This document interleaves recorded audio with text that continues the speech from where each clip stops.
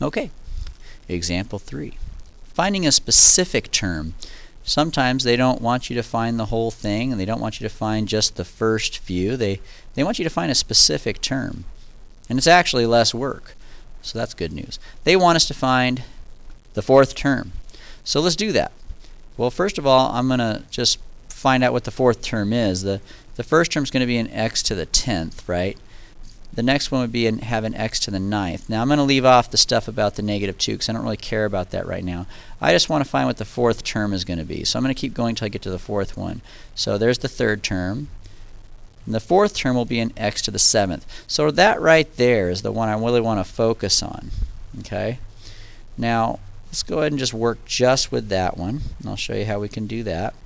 We're going to ignore all these guys. We don't really care about them. I just want to go to the point where I have an x to the 7th. Oops. So now when there's an x to the 7th, that's the second part of our binomial, the negative 2, is going to be in there. And as I told you before, the degree of every term has to add up to 10. So if this is 7, what should this be?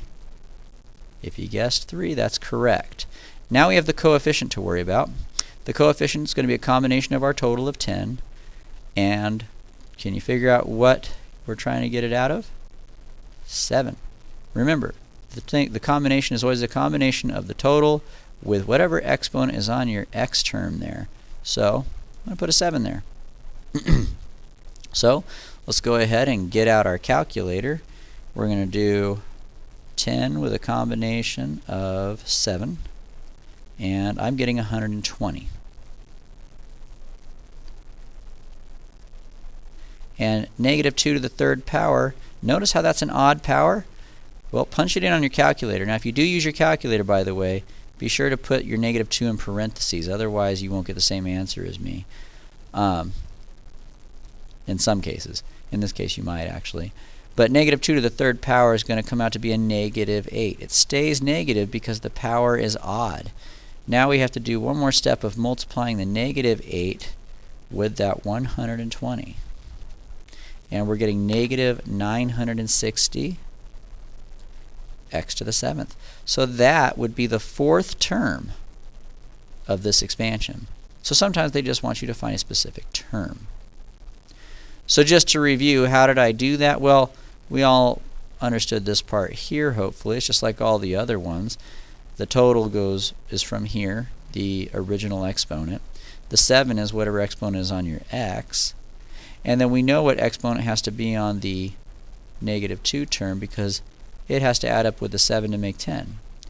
But how did I know to get to the 7th? Well, I just started with x to the 10th, x to the 9th, x to the 8th, x to the 7th, until I noticed I got to the fourth term. And that was it. So I'm going to let you guys go ahead and try one on your own now. Find the third term of the binomial expansion 2x minus y to the 9th. So go ahead and pause the video and give it a shot.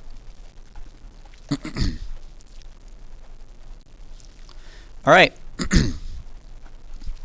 So I want the third term. The first term would be 2x to the 9th power, right? I don't want that. The second term would be 2x to the 8th power. I don't want that. I want the third term, which will be 2x to the 7th term. So let's go ahead and just work on that. All right.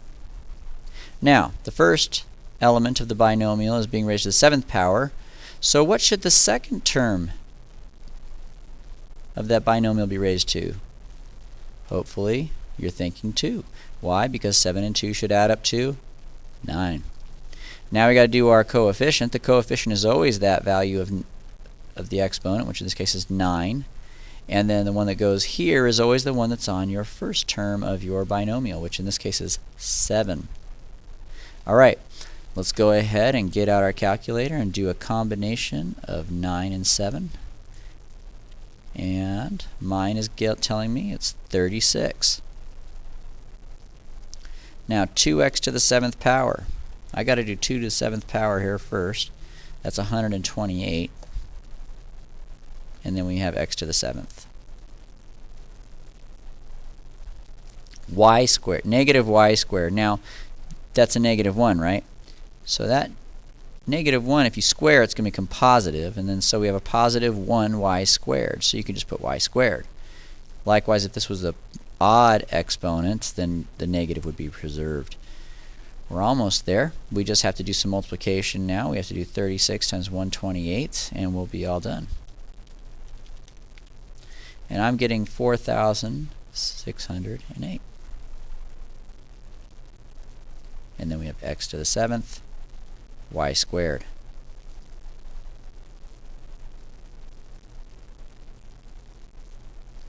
Okay. Now this question can come in various forms. They might say find the third term, or they might have worded this question differently and they might have said find the term with x to the 7th. Well, that's the same thing, right? So you just kind of start from the beginning, work your way down until you get to the one that they're asking for, however they're asking for it, and you just look for the part they look for. So that concludes our lesson. So we'll see you in class, and we'll see how well you guys can put this stuff to work.